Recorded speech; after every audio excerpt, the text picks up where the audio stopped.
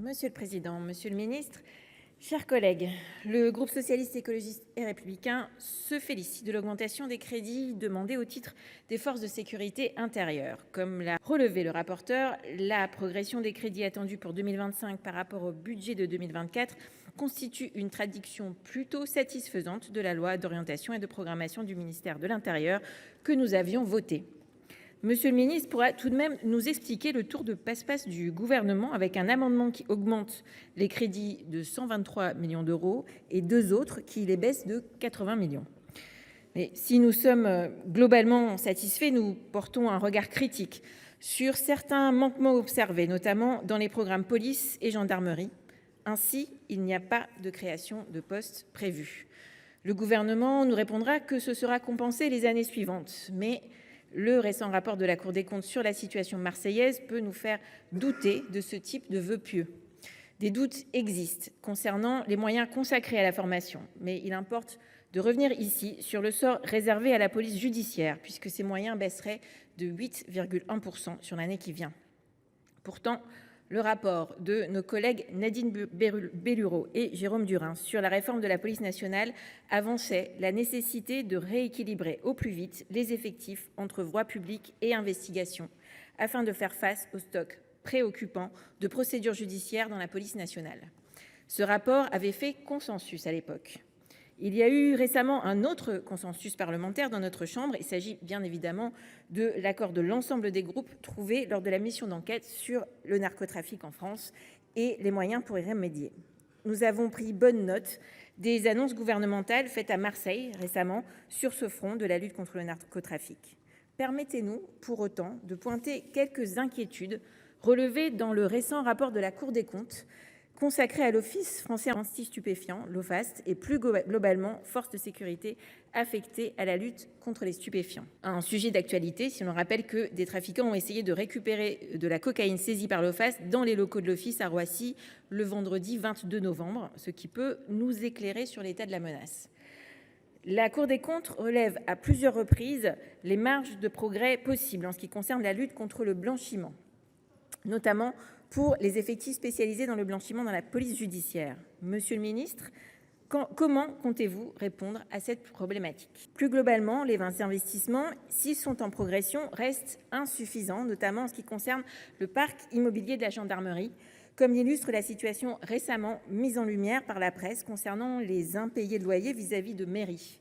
Monsieur Bourgi l'avait évoqué en commission, la Lopmi prévoyait la création de 200 brigades de gendarmerie d'ici à la fin du quinquennat. Sans efforts supplémentaires, nous n'y parviendrons pas. Nous porterons plusieurs amendements consacrés aux zones gendarmerie. Nous ne pouvons que regretter les coups de rabot portés aux actions mises en œuvre au titre de la sécurité et de l'éducation routière. Du permis à 1 euro par jour aux actions de sécurité routière en outre-mer, en passant par les formations des agents de la délégation à la sécurité routière, ce sont autant d'actions d'importance qui seront touchées l'année qui vient. Concernant les crédits accordés au programme ayant trait à la sécurité civile, nous ne pouvons que constater les moyens réduits alloués à cet effet, à la hauteur de moins 5,6% par rapport à l'an passé. Cette baisse est cependant à relativiser et à mettre en perspective avec l'augmentation substantielle, 140 millions d'euros supplémentaires, accordée à la sécurité civile dans le cadre de la loi de finances pour 2024. C'est à l'aune de cette donnée que le groupe socialiste a fait le choix de ne pas déposer d'amendement sur ce programme afin de ne pas nuire aux efforts budgétaires réalisés en faveur de la police et de la gendarmerie nationale dans le PLF 2025. Cependant, il nous semble essentiel d'attirer l'attention du ministre de l'Intérieur sur quelques sujets prégnants dans le domaine de la sécurité civile. Le premier concerne notre flotte aérienne. Celle-ci est notamment composée de 12 Canadair vieillissants et bien trop souvent défaillants, ce qui a, hélas, impacté et limité l'action de nos sapeurs-pompiers, confrontés à de nombreux feux de forêt à chaque période estivale.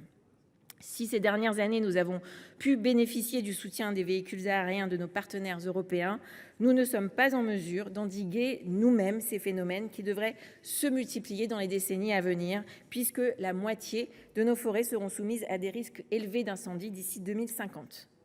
C'est pour cette raison que nous avions prévu l'acquisition de 16 nouveaux Canadair dans le cadre de la Lopmi début 2023. Le gouvernement français a fait le choix de mutualiser ses achats avec ceux de nos voisins européens. Cette volonté n'a pour l'heure pas porté ses fruits et aucun avion n'a été livré à la France. Afin que nos engagements votés l'an passé soient tenus, il doit désormais être sérieusement envisagé que l'industrie aérienne française produise son propre modèle d'avion bombardier d'eau, afin que notre sécurité civile retrouve son autonomie en matière de lutte contre les incendies forestiers. En résumé, il ne sert à rien d'inscrire et de voter des lignes budgétaires si c'est pour ne pas les consommer. Cette fuite en avant n'est plus tenable. Le deuxième point que nous souhaitons aborder est celui des effectifs de nos sapeurs-pompiers, qu'ils soient professionnels ou volontaires. Le rapport de l'IGA-IGASC dépeint en la matière des recrutements en berne, liés principalement à un manque de reconnaissance tant financier que social, ainsi qu'à une perte de sens de l'engagement et d'un épuisement professionnel, en raison notamment de la multiplication des tâches qui leur sont conférées.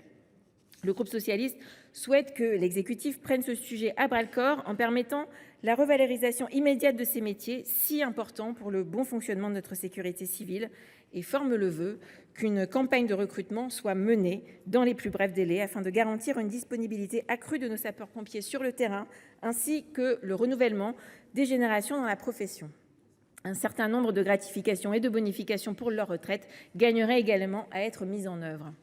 Le troisième et dernier point est relatif aux investissements que nous devrons mener afin d'adapter nos infrastructures et nos modes de fonctionnement face au changement climatique. Nous le constatons toutes et tous dans nos départements, les inondations et les crues se multiplient et ne sont plus seulement liées aux épisodes cévenols ou méditerranéens dans le sud de la France. Les pluies diluviennes, inhérentes à la hausse des températures et à la montée des eaux intrinsèques à la fonte des glaces, doivent nous inquiéter et c'est dès maintenant qu'il faut agir.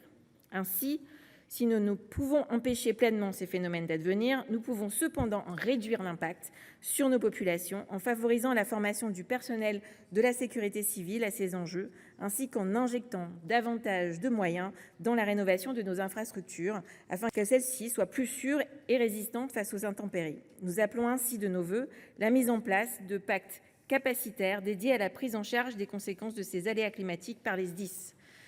Personne ne sera surpris, la gauche et Bruno Retailleau ne partagent pas beaucoup, vous me permettrez cet euphémisme, monsieur le ministre, de points communs. Mais, monsieur le ministre, nous nous inscrivons au moment de discuter dans votre budget dans un esprit de responsabilité qui ne surprendront pas les acteurs de la sécurité de notre pays et nous soutiendrons cette mission budgétaire. Cependant, nous défendrons quelques amendements pour le rendre mieux-disant sur le plan financier. Nous défendons quelques-uns des combats qui sont les nôtres depuis longtemps. Je pense ici à la création d'un nouveau programme pour défendre de meilleures conditions d'accueil des victimes de violences conjugales et sexuelles en commissariat et gendarmerie, ou encore au renforcement des moyens de l'Office des mineurs. Je pense aussi, quelques semaines après la publication du rapport de l'IGPN, à la proposition de nouveaux indicateurs pour évaluer la mise en œuvre des contrôles d'identité par les forces de sécurité. Cela fait écho aux travaux du comité d'évaluation de la déontologie policière, dont je ne doute pas, monsieur le ministre, que vous souhaitez les relancer.